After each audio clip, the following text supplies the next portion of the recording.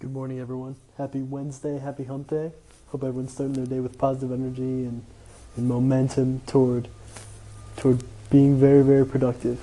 So today I have an interesting topic that, as a college student, I come in contact a lot with, and that is stress.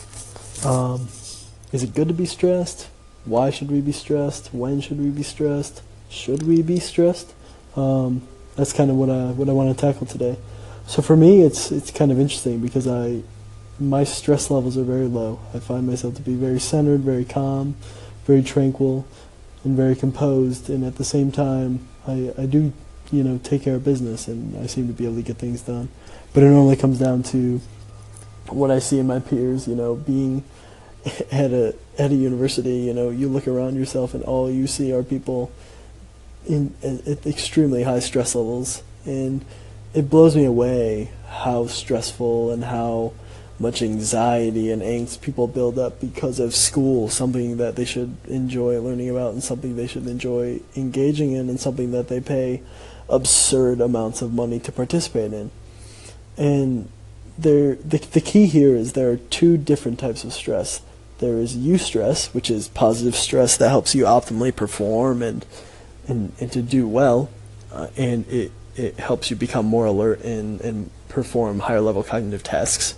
And then there's distress, which can break you down and has all the negative effects like you see for college students all over campus and all over the US and even all over the world, and even people in their jobs where they have too much work and they're being challenged beyond their level of skill.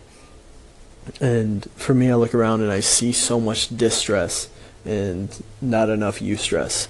Because I find whenever I don't even when I'm experiencing eustress, it's not something where I would say that I'm stressed. It's something where I say that I'm being challenged optimally, or like I'm really grinding at this, or I'm really tackling this, and it's challenging me, and I really want to take it on, and it's providing me with a sufficient challenge and enough difficulty based on my skill level, and it's giving me something new, something novel that is pushing me to my maximum. Versus distress is like, this is out of my league, I can't do this, this is too much for me, or it's not feasible.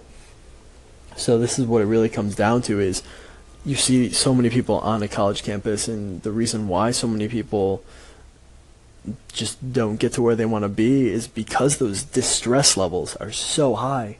People are so distressed by their schoolwork and by their everyday life that by the time they get home, they're just gassed because they feel hopeless, and they feel like, oh, I came to school, I'm paying all this money to basically be torn down each and every day. What's the point? What's the point? I mean, you can be optimally challenged and experience eustress to the point where you're being optimally challenged and you're growing more than other people who are experiencing so much distress that breaks them down and tears them down little by little each day, to the point where by the time they graduate, or by the time they drop out, or by the time they quit, like they're completely torn apart, and their anxiety levels and their mental health is just completely broken down.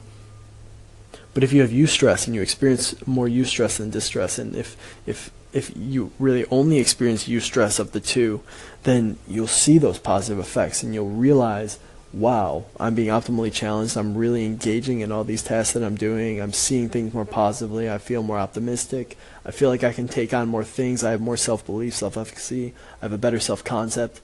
All of those things attribute from experiencing more eustress and much less distress, or no distress at all. So my big recommendation is, once again, continue looking into yourself, continue learning about yourself to find out what's giving you eustress and what's making you distressed, and what's breaking you down and what's building you up.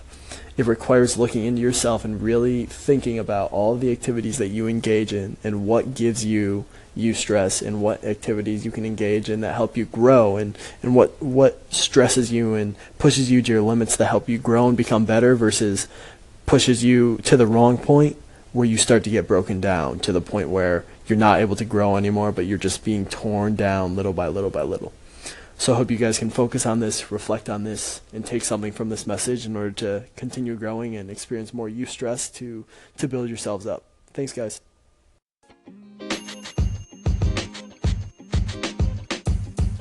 podcast you just heard was recorded with Anchor. If you want to make your own, download the Android or iOS app completely free from anchor.fm/podcast. That's anchor.fm/podcast.